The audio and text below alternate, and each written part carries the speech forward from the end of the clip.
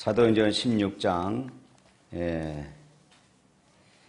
6절부터 32절에 있는 말씀까지 6절부터 32절에 있는 말씀까지 천천히 우리 한 절씩 교도가면서 읽도록 하겠습니다.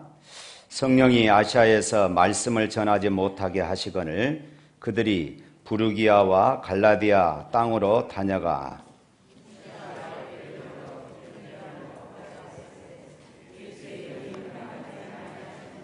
무시아를 지나 드로아로 내려갔는데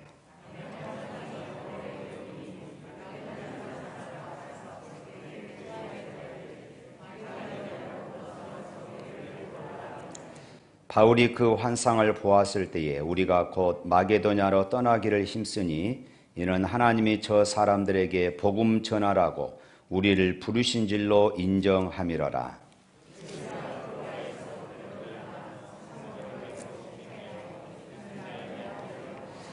거기서 빌립보에 이르니 이는 마게도냐 지방의 첫 성이요 또 노마의 식민지라. 이 성의 수위를 유하다가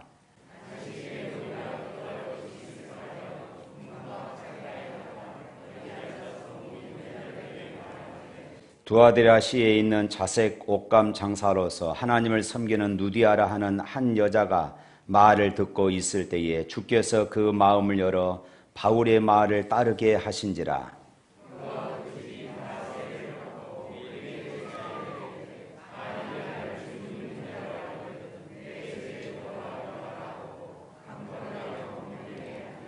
우리가 기도하는 곳에 가다가 점치는 귀신 들린 여종 하나를 만나니 점으로 그 주인들에게 큰 이익을 주는 자라.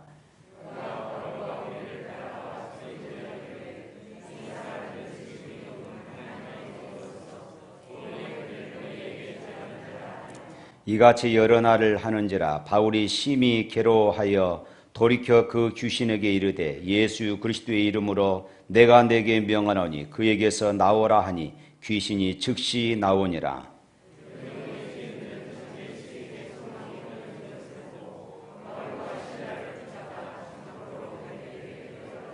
상관들 앞에 데리고 가서 말하되 이 사람들이 유대인인데 우리 성을 심히 요란하게 하여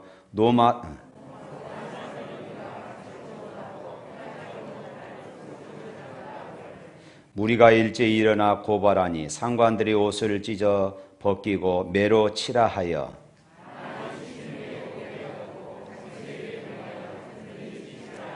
그가 이러한 명령을 받아 그들을 깊은 옥에 가두고 그 발을 착고에 든든히 채웠더니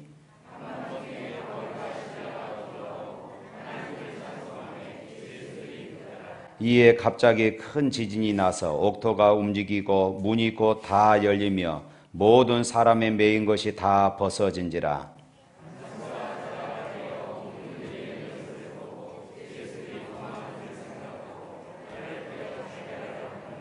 바울이 크게 소리질러 이르되 내 몸을 상하지 말라 우리가 다 여기 있노라 하니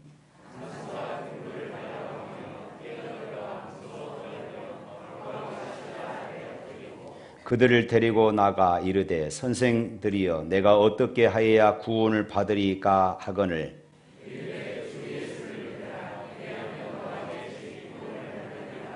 주의 말씀을 그 사람과 그 집에 있는 모든 사람에게 전하게 하더라. 아멘. 여기까지만 보겠습니다. 우리 지도 하나 보겠습니다. 바울의 2차 전도 여행입니다. 지도 띄워주세요. 예. 너무 작은데 좀 크게 띄워주면 좋겠어요. 바울의 2차 전도 여행입니다. 1차 전도 여행은 소아시아 지역으로 그렇게 움직였고 이제 2차 전도 여행은 유럽으로 건너가서 그곳에서 전도하는 그런 모습들을 이제 우리가 보게 되어질 것입니다. 사도행전 15장 36절부터 18장 22절은 이제 2차 전도 여행에 관한 그런 기록들을 남기고 있습니다. 처음에 이제 바울과 실라 이 두 사람이 떠나게 됐는데 나중에 중간에 누가와 그리고 디모데가 함께 합세하는 그래서 2차 전도 여행이 시작이 되어집니다. 사도 바울은 2차 전도 여행을 떠나면서 나름대로 좋은 계획들을 세웠습니다. 그것은 1차 전도 여행을 다녔던 그런 것들을 돌아보면서 기존에 이제 세워졌던 이 교회들을 돌아보고 그들을 위로하고 격려하고, 그리고 그 지역 주변에 또 다른 지역들에 가서 복음을 전하고 교회를 세우고자 하는 이런 계획들을 가지고 있었던 것입니다. 그런데 상황이 점점 이상하게 진행되는 것입니다. 1차 전도 여행 때는 고생도 많이 했습니다. 때로는 굶고 때로는 돌에 맞아 죽은 줄 알아서 사람들이 거적에 싸서 성 밖에 내던지는 이런 일들도 경험을 했지만은, 하나님께서는 전도의 문을 계속 열어주셔서 바울이 가는 곳곳마다 예수 믿는 사람들이 많아지고 그곳에 교회가 세워지는 이런 역사들이 일어났어요. 그래서 1차 전도여행을 마치고 나서 하나님이 하셨구나 하는 이 고백이 저절로 나올 수밖에 없는 그런 상황이었습니다. 그런데 2차 전도여행을 떠났는데 어떻게 전도하려고 하는 곳곳마다 그 길이 막히는 것이었습니다. 나중에 그 이유를 알고 보니까 하나님의 성령께서 그 길을 막으셨다는 것입니다. 그래서 6절 말씀 한번 읽어볼까요? 오늘 6절 말씀. 성령이 아시아에서 말씀을 전하지 못하게 하시거늘. 성령이 아시아에서 말씀을 전하지 못하게 하셨다. 또 7절 말씀 볼까요? 무시아 앞에 이르러 비두니아로 가고자 했으되 예수의 영이 허락하지 아니하신지라. 예수의 영, 성령께서 허락하지 아니했다. 어떻게 허락하지 않았는가는 알 수 없지만은 아마 여러 가지 그런 상황들로 인하여서 복음이 전해지지 않았거나, 아니면 천재지변이 일어났거나, 아니면 사람들이 자꾸 방해를 한다거나 하는 이런 일들이 일어났을 것입니다. 상황이 이쯤 되니까 바울이 고민에 빠졌습니다. 정말로 이상하지 않습니까? 다른 일도 아니고 복음을 전하는 일인데 왜 하나님께서 가는 곳곳마다 막으실까? 1차 전도 여행 때는 막히는 일들도 잘 뚫어지는 이런 역사가 일어났는데 2차 전도 여행 때는 바울이 계획대로 잘 풀리지가 않는 것이었습니다. 왜 하나님께서 이처럼 바울의 길을 막으셨을까? 그것은 복음을 전하는 것이 잘못돼서가 아니라 아시아에서만 복음을 전하는 것이 하나님의 뜻이 아니었음을 알게 되어지는 것입니다. 그래서 바울은 고민하면서 밤새 기도했습니다. 하나님, 도대체 왜 이렇게 하십니까? 하나님, 제가 어떻게 하기를 원하십니까? 여기 들어와까지 왔는데 하나님의 계획이 어디에 있습니까? 하나님 앞에 간절히 기도했어요. 그렇게 기도하는 중에 하나님께서 바울에게 환상을 하나 보여주십니다. 우리 9절 말씀 읽어볼까요? 밤의 환상이 바울에게 보이니 마게도냐 사람 하나가 서서 그에게 청하여 이르되 마게도냐로 건너와서 우리를 도우라 하거늘. 지금 아시아에서 마게도냐로 가려면은 이제 바다를 건너야 합니다. 그 바다 건너편에 이 마게도냐 사람 하나가 나타나서 애절한 눈빛으로 마게도냐로 건너와서 우리를 도와주소서 하는 것입니다. 이 환상을 보고 바울이 깜짝 놀라 정신이 번쩍 들었습니다. 그때까지 답답하고 생각이 복잡하였는데 이제 가슴이 시원해졌어요. 여기에 하나님의 뜻이 있었구나. 하나님께서 우리를 여기로 인도하시는 것이구나. 하나님의 뜻은 이 아시아가 아니라 이제 유럽으로 향하도록 하시는구나 하는 뜻, 그런 것을 깨달았습니다. 그래서 바울은 처음에 출발할 때 계획이 없었지만은 하나님의 인도하심을 받아서 유럽으로 건너가게 되어집니다. 사랑하는 성도 여러분, 우리가 살다 보면은 하나님의 뜻과 배치되는 내 목적을 추구할 때가 있습니다. 그런데 그 길은 잘 안 됩니다. 그런데 전혀 생각지도 않는 그쪽으로 길이 열릴 때가 있는 것이지요. 잠언 16장 9절 말씀에 보면은 이런 말씀이 있습니다. 사람이 마음으로 자기의 길을 계획할지라도 그 걸음을 인도하시는 일은 여호와시니라. 할렐루야.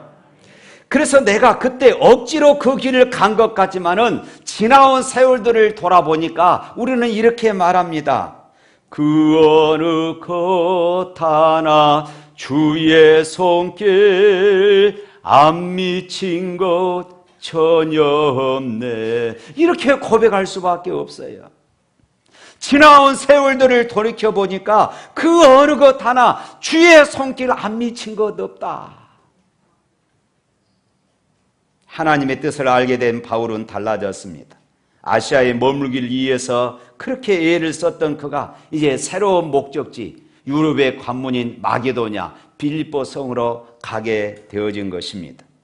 10절 말씀 한번 읽어봅니다. 바울이 그 환상을 보았을 때에 우리가 곧 마게도냐로 떠나기를 힘쓰니 이는 하나님이 저 사람들에게 복음을 전하라고 우리를 부르신 줄로 인정함일러라.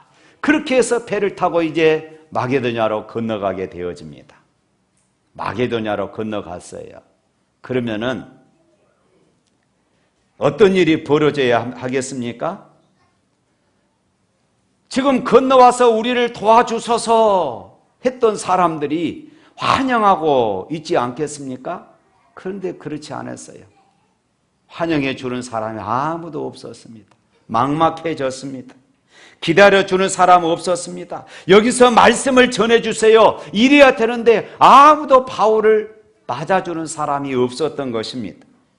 하나님께서 아시아에서 복음을 전하려고 하는데 이 일도 막으시고 저 길도 막으시고 그래서 결국 이 유럽 땅까지 왔는데 빌립보 성에 딱 들어서면은 축 환영 바울 선교사님 일행 아마 이렇게 프랑카드도 걸어놓고 대대적으로 환영해야 할 것인데 전혀 없었습니다.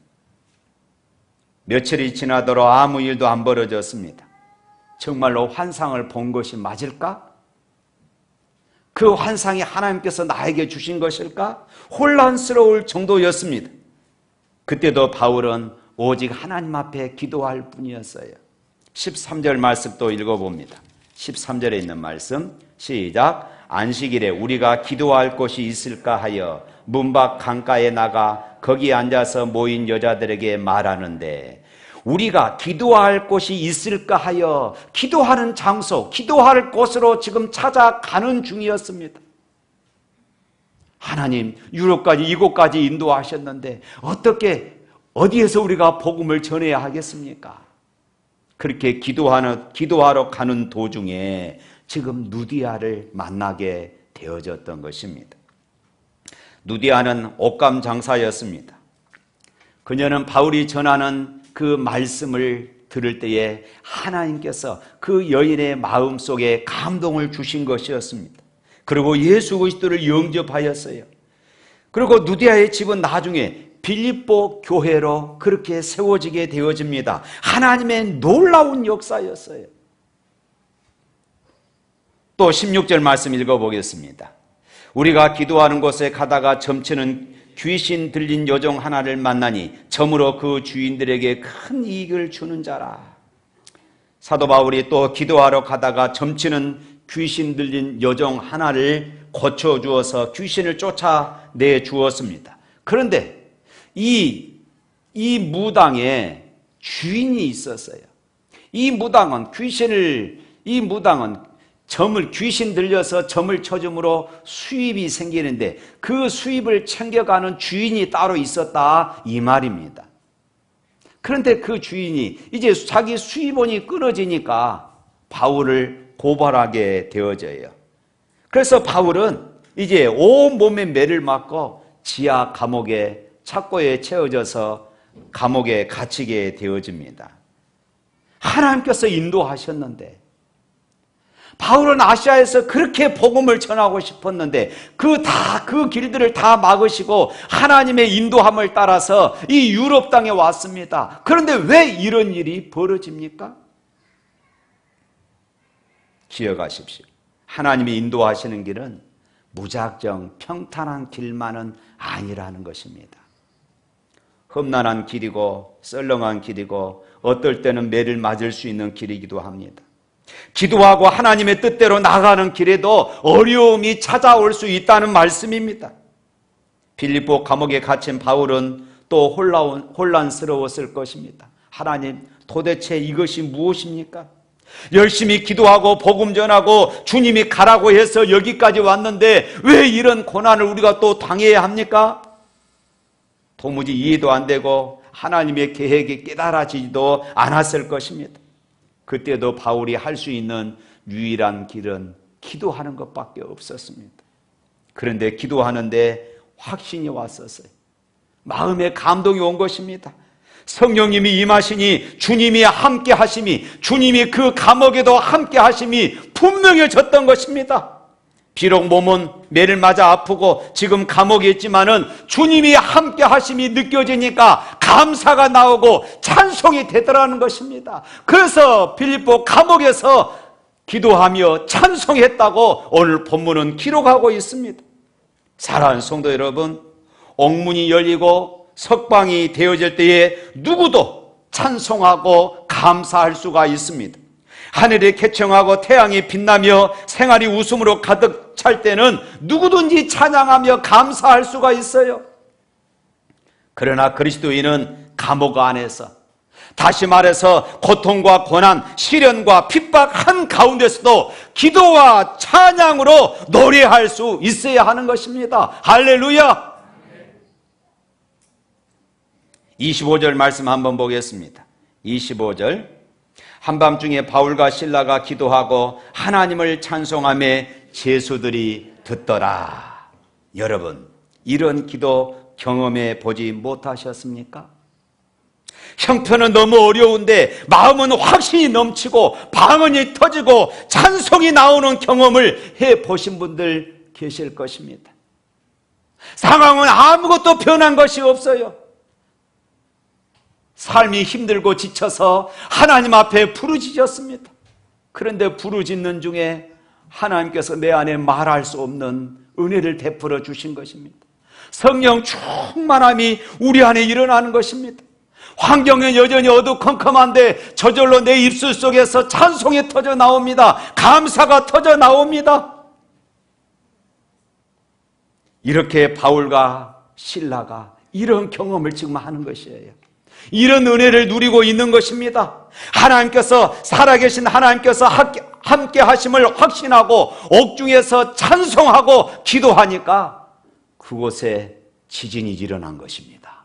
착고가 풀린 것입니다. 옥문이 열린 것입니다. 간수가 와서 이것을 보고 제수들이 다 도망한 줄 알고 그 자리에서 자결하려고 했습니다. 그때 바울이 그 간수를 살려주면서 유명한 선언을 합니다. 31절 말씀입니다. 주 예수를 믿으라. 그리하면 내 집이 구원을 얻으리라. 할렐루야. 그리고 그 간수와 온 가족이 다 예수를 믿게 된 것입니다.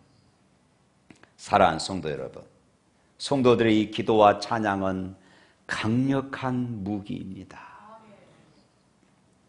밤중에 바울과 실라가 기도와 찬송을 하는데 제수들이 다 듣게 되었고 이에 호련히 지진이 일어나고 옥문이 열리며 모든 사람의 매인 것이 다 벗겨져 버렸습니다. 이 기도와 찬송은 이처럼 모든 매인 것을 풀어내는 강력한 능력으로 나타나게 된 줄로 믿습니다. 사랑하는 성도 여러분, 하나님께서는 여러분의 기도와 찬송을 들으시고 역사하실 것을 믿으시기를 바랍니다. 병마에 매이고 물질에 매이고 환경에 매이고 시험에 매여 있습니까? 하는 일들마다 감옥의 철문처럼 굳게 닫혀 있습니까? 그럴수록 기도와 찬송할 수 있기를 축원합니다. 여러분의 기도와 찬송을 들으시고 하나님께서 여러분들 앞에 닫혀진 문과 매인 모든 것들을 하나님께서 열어주시고 풀어주실 것을 믿으시기를 바랍니다. 지금도 살아계신 우리 하나님은 우리의 기도뿐만 아니라 우리의 찬송을 받으시고 우리에게 은혜의 문을 열어주실 것을 믿습니다. 그래서 성경은 우리에게 찬양의 사람이 되라고 말씀하셔요.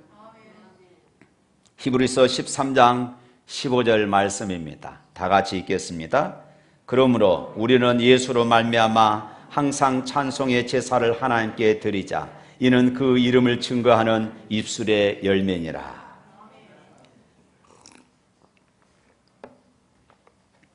또 읽겠습니다. 출애굽기 15장 2절 말씀입니다. 출애굽기 15장 2절 말씀 시작. 여호와는 나의 힘이요 노래미 나의 구원이시로다. 그는 나의 하나님이시니 내가 그를 찬송할 것이요 내 아버지의 하나님이시니 내가 그를 높이리이다. 할렐루야. 찬송가 이 작가 중에서 닐리아 모리스라는 여자분이 계십니다. 이분은 50세에 눈에 이상이 왔습니다.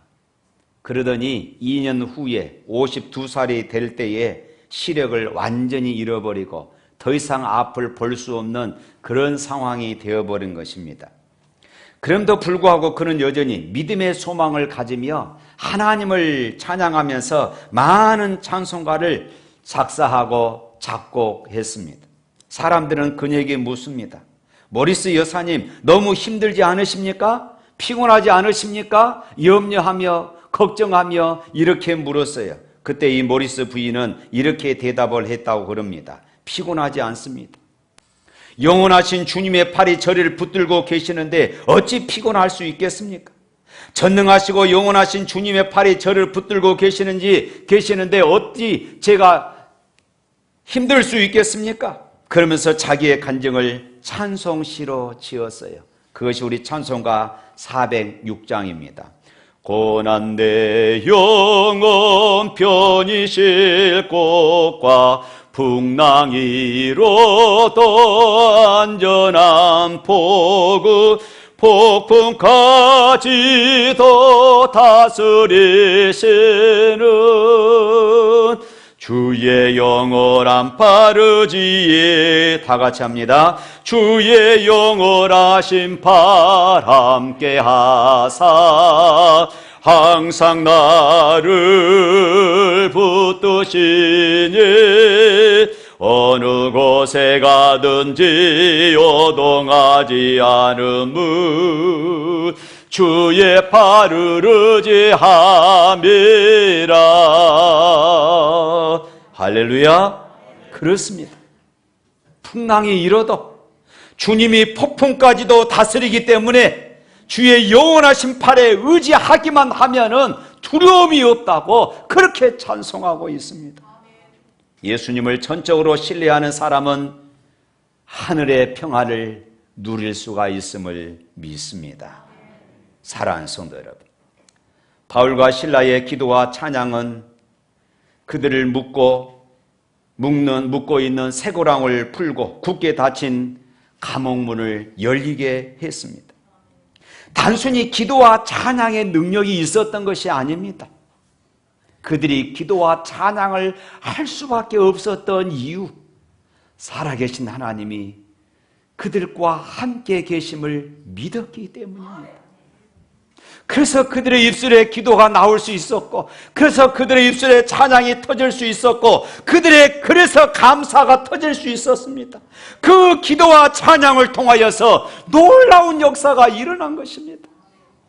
사랑하는 성도 여러분, 살아계신 하나님을 확신하시기를 바랍니다. 여러분들이 지금 어떤 형편에 있든지 그 상황 가운데서 살아계신 하나님이 함께하고 계심을 믿으시기를 축원합니다. 그분이 우리를 여전히 사랑하고 계심을 믿습니다. 우리는 할 수 없어도 하나님은 하실 수 있음을 믿으시기를 바랍니다. 그리고 기도하십시오. 병마에 매이고 물질에 매이고 환경에 매이고 귀신에 매인 것들을 풀 수 있는 것은 살아계신 하나님, 그 하나님께서 나와 함께 계심을 믿고 기도하고 찬양할 때에 터질 줄로 믿습니다. 미래가 보이지 않는 분들 계십니까? 살아계신 하나님이 여러분들의 길을 인도하고 계심을 믿으시기를 바랍니다. 그리고 하나님의 말씀을 붙들고 엎드리십시오. 기도하십시오. 그리고 신령한 꿈을 꾸어보십시오. 여러분의 창조자, 여러분의 구원자 되시는 주님이 보여주시는 비전을 보시기를 바랍니다. 그러면 길이 열릴 것이에요. 홍해 바다가 열릴 것입니다. 사망의 강이 흐르고 꽃이 피어날 것입니다. 여러분의 인생의 방향의 전환이 될 것입니다. 비전은 우리의 인생의 방향을 바꾸는 하나님의 손길이 되는 것입니다. 사도행전 16장 마지막 구절 한번 볼까요? 40절 말씀입니다. 두 사람이 옥에서 나와 누디아의 집에 들어가서 형제들을 만나보고 위로하고 가니라. 이렇게 유럽의 최초의 교회 빌립보 교회는 바로 이 누디아의 집에서 시작되었습니다. 의류 사업가인 누디아, 점치다가 구원받은 이 여종, 그리고 빌립보 감옥의 간수와 그 식구들, 그들이 바로 유럽의 새 역사를 만드는 하나님의 도구가 된 것입니다. 건너와서 우리를 도우라. 바울에게 임한 이 비전은 마침내 유럽에 하나님의 나라가 임하게 하는 새 역사를 창조하는 이런 놀라운 일을 이루어낸 것입니다. 사랑하는 성도 여러분, 우리 샘물교회 국내에서 와서 도와달라는, 건너와서 우리를 도와주소서 하는 이런 요청들이 참 많이 있습니다. 아프리카 탄자니아에서, 인도네시아에서, 필리핀에서, 몽골에서, 많은 지역에서 건너와서 우리를 도우소서 우리를 요청하고 있어요. 그 요청에 우리가 응하고 있기 때문에 지금 우리 교회를 통해서 하나님은 놀라운 선교의 열매를 맺어가고 있는 줄로 믿습니다. 최근에 어느 집사님께서 전화를 해 오셨습니다. 이야기를 들어보니까 자녀들이 당신의 차량을 바꿔주신답니다. 그래서 기존에 자기가 가지고 있는 봉고차를 처분하려고 그러는데 한 500만 원 정도 드는데, 기도하는데 마음에 자꾸 이런 생각이 든다는 것입니다. 목사님, 이 차를 팔아서 제가 500만 원 가전들 무슨 소용이 있겠습니까? 정말로 어려운 교회에 제가 드리고 싶습니다. 그래서 제가 우리 노예 안에 어려운 교회를 수소문해서 찾았습니다.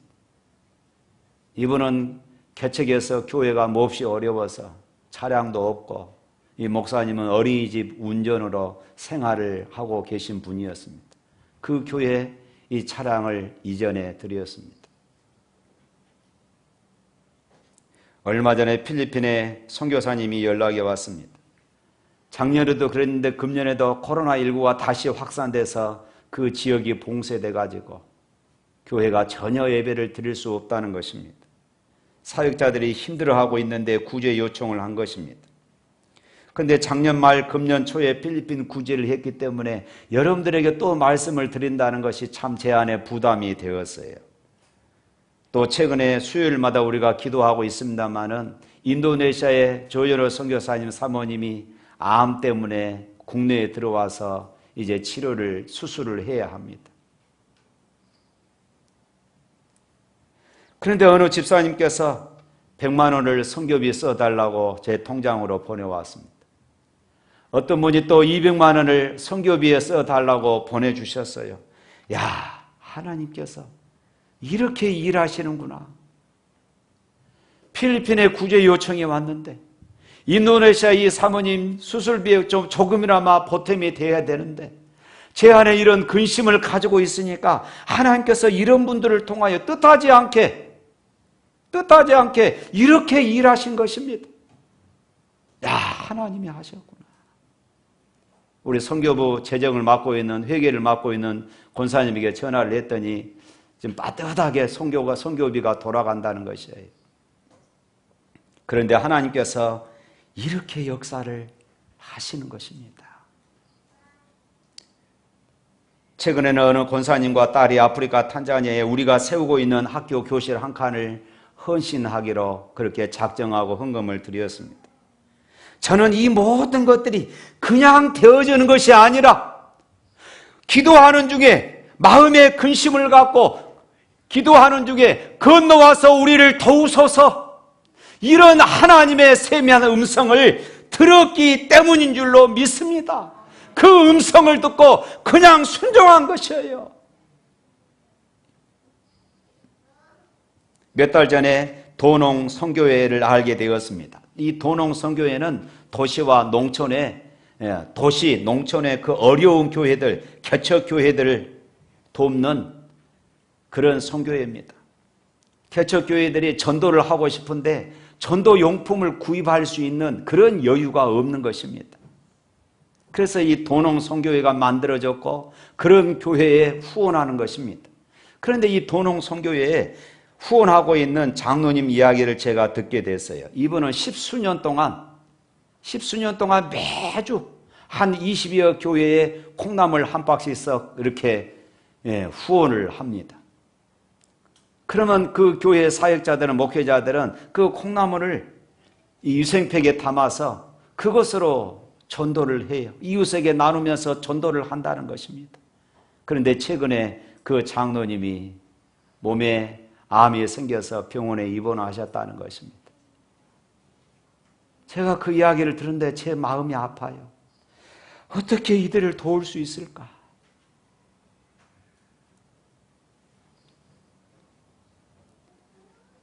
저는 이 설교를 준비하면서 건너와서 우리를 도우라. 하나님의 음성이구나. 그래서 우리 교회 선교부에 이야기를 해서 이 도농선교회를 얼마씩 지금 후원하도록 했습니다.